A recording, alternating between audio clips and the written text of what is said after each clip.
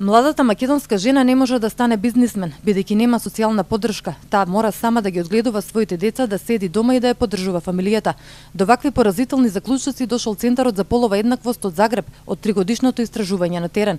Да ја следат состојбата со женското предприемништво ги поттикнала светската финансиска криза.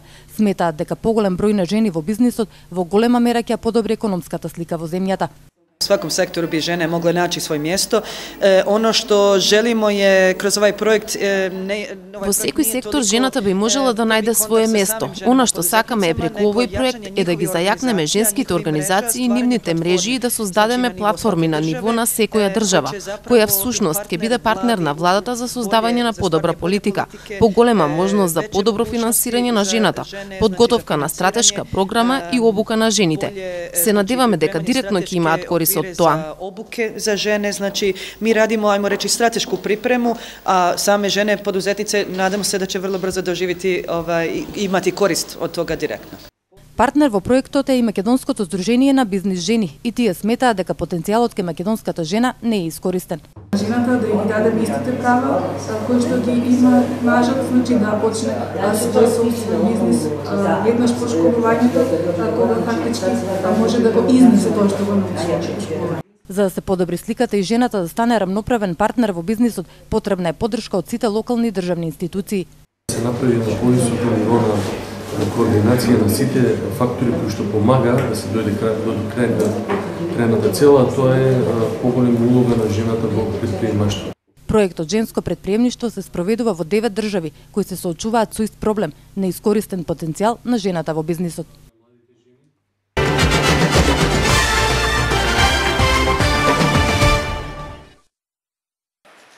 Публикација за штетното влијание на отровите врз кучињата, поставување канти за фекалии од животните, информативни табли за граѓаните, едукативен караван. Ова се дел од активностите кои во иднина ќе ги реализира Здруженијето Анима Мунди во Велес, ќе добијат поддршка и од локалната самоуправа. Нивни представници со градоначалникот Горан Петров денеска потпишаа меморандум за соработка. Велат го избрале Велес затоа што се запознати со работата овде и сметаат дека надлежните ја извршуваат по сите законски прописи. Овој проект подразбира, како што веќе реков, создавање на услови за подобрување на квалитетот на живење, преку зголемување на квалитетот на урбаната хигиена, здравствената заштита. Исто така непосредно со овој проект ќе се стремиме да зголемиме едуцираност и активното учество на граѓаните во решавањето на прашањата од доменот на урбаното живење. Во склоп на проектот, ние како здружение ќе публикуваме прирачник кој се вика препораки за чување на домашни миленици во населени места, кој согласно со законските права и обврски ќе биде достапен на граѓаните. За ловување, вакцинирање, стерилизација и одбележување на овој начин општината се справува со проблемот со кучињата скитници. Акцијата перманентно се реализира во изминатиот период. Градоначалникот очекува дека проектот со Здруженијето Анима Мунди многу ќе значи за подигнување на свеста кај граѓаните за домашните миленичиња, но и за бездомните кучиња. Овој проект има исклучителна важност, бидејќи ја подигнува свеста за заштита и чување на домашните миленичи, мито и на оние кучиња скитници кои што немаат собственици. Капацитетот и можностите на ветеринарната станица се ограничени, исто така и на општина Велес. И токму затоа е многу важно да се покрене јавната свест, за да можат граѓаните без страв да приоѓаат на тие кучиња скитници и да ги третираат како еден вид на животни кои што во моментот немаат свој дом. Проектот е финансиран од Швајцарската агенција за развој, а ќе го имплементира Центарот за институционален развој.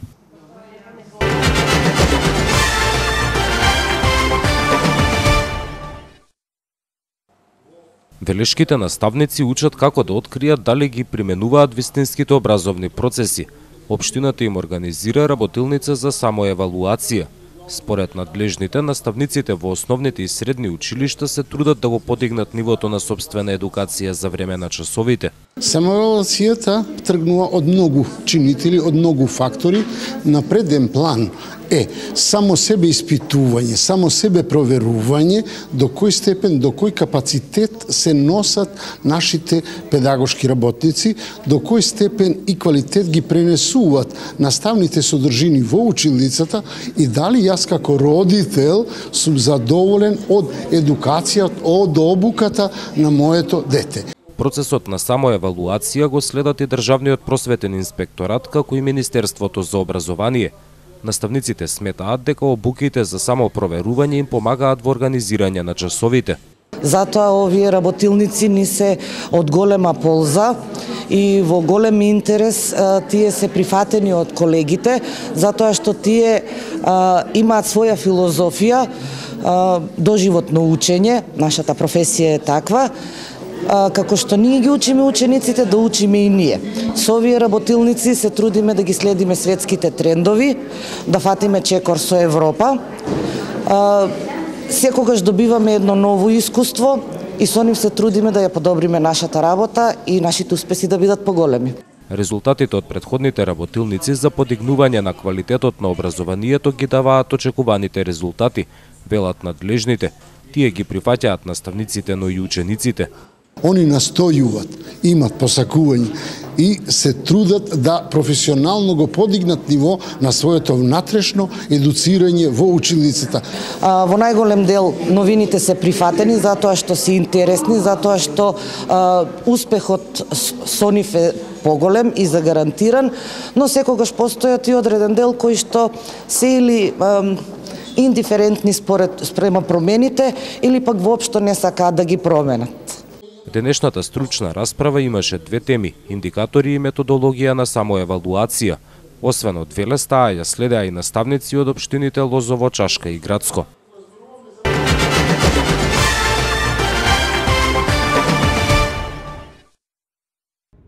Постои ли измама во спортските обложувалници? Дали секогаш играчите на спортска прогноза ги добиваат вистинските информации од обложувалницата? Според велешанецот Благој Гогов, тоа не е случај. Тој вели дека доживеал измама на играта кладење во живо. Целиот случај се одиграл пред 2 дена. Тој во неделата бил во обложувалницата и уплатил тикет на кладење во живо. Се обложил на надпреварот Шамбери Силкеборг од ракометната лига на шампионите. Уплатил во 8-та минута и на ливчето јасно се гледа дека во обложувалницата стои дека моменталниот резултат бил 8:6 за домакините. Затоа се обложил дека ќе има повеќе од 64 постигнати голови, но на теренот било сосема друга ситуација. Во 8-та минута резултатот бил само 6:3. Едноставно, во моментот на уплатата, минутата и головите не соодветствуваат со минутите и головите, односно со головите кои што се играат во таа утакмица. Гогов забележал дека нешто не е во ред кога информациите за надпреварот од 8 директно се префрлиле на 16-та минута. Веднаш реагирал кај вработените и побрал ливчето да се поништи и да му се врати уплатата од 1000 денари. Но во обложувалницата имале своја верзија. Според нив немало ништо нелогично. На тоа вработената рече дека мора да се јави до Скопје, до управата и после на 15 минути чекање добив објаснување дека наводната утакмица почнала во 7 минути покасно и дека сето она што се одвивало на кајнот било во вистински и дека нема право на поврат на парите. Благој вели дека ќе го тера случајот до крај. Бил во полиција и во управата за јавни приходи, а најверојатно ќе поднесе и приватна тужба. Ова е прв пример вака кој што се случува и кој што решив да ја анимирам јавноста и особено играчите што се на спортското одделение, да знам како е кога ставате пари за да добиете, а некој неправилно сака да ги земе. Гогов ги повика и останатите играчи на спортска прогноза, ако забележат дека се онеправдани, јавно да проговора за тоа и да го следат неговиот пример.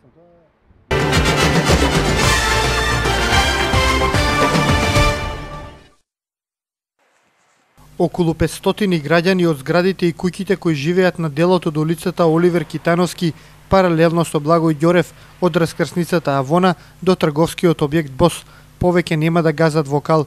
Надлежните им ја поплочија. Градежните зафати се реализирани на површина од 900 метри квадратни, а се во вредност од 1 милион денари. Средствата се предвидени во програмата за уредување на градежно земјиште за 2013.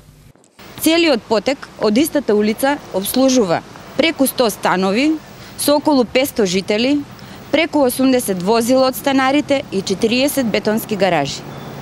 Атрактивноста на трговските објекти кои се на улицата придонесуваат да се зголеми фреквенцијата на возилата, а низ неа поминуваат и сите жители од улиците Оливер Китановски, Кумановска и Тодор Христов Офицерчето по ранешна Народен фронт, користејќи ја како пократок пат за да дојдат до нив и до улицата Благој Ѓорев.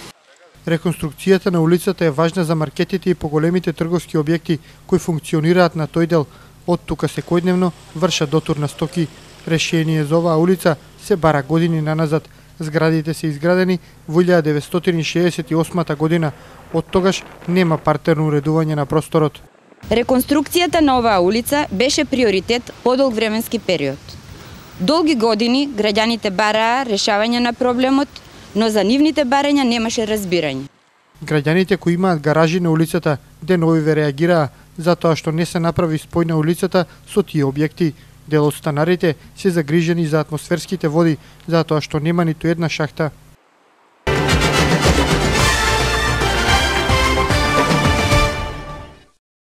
Сакај за да бидеш сакан. Ова е мотото на хуманитарниот концерт кој ќе се одржи утре вечер во дискотеката Даунтаун. Парите собрани од продажба на влезници ќе се користат за опремување на спортска игрална во детската градинка. Таа треба да помогне во подобрување на психофизичкиот развој кај младите.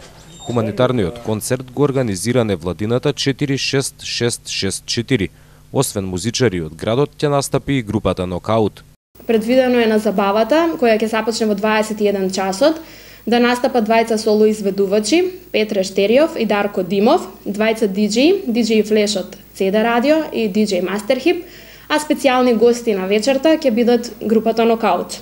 Влезниците се по цена од 50 денари, веќе се пуштени во продажба и истите може да се најдат на неколку места во градот, и тоа во самата дискотека Даунтаун, во кафе Капри, во кафе Пјур, во Сити кафе, во Да Винчи паб и во кафе Папараци.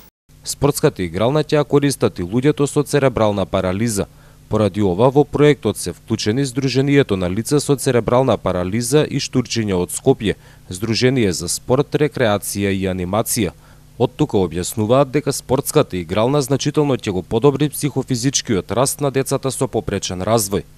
Мора оваа популација, овој тип на луѓе, на дечиња, на возрастни, да се бават што можат порано, поскоро, уште во најрана фаза да може да се бават со оваа физичка активност пред се, за да може овој процес да се успори, да не прогресира. За прв пат лицата со попреченост од нашиот град ќе имаат можност да бидат корисници на ваква физкултурна сала, каде што ќе можат на некој начин да работат на подобрување на нивната физичка подготвеност, пред се значи да работиме на нивното подобрување на нивното здравје. Надлежните во градинката сметаат дека со отворање на вежбална ќе се овозможи подобар физички и моторен развој на сите деца во градинката. Клучни цели кои што се очекува да се остварат се: физичка компетентност и добра здравствена и физичка кондиција, која обезбедува висок степен за подготвеност за одење во училиште и активно учество во процесот на учење. Активно учество на децата во животната околина која што ги обкружува. Отварањето на спортска игрална е само дел од едногодишниот проект на невладината 46664. Под насловот Играта е храна се предвидуваат повеќе активности кои треба да помогнат во правилен развој на младите.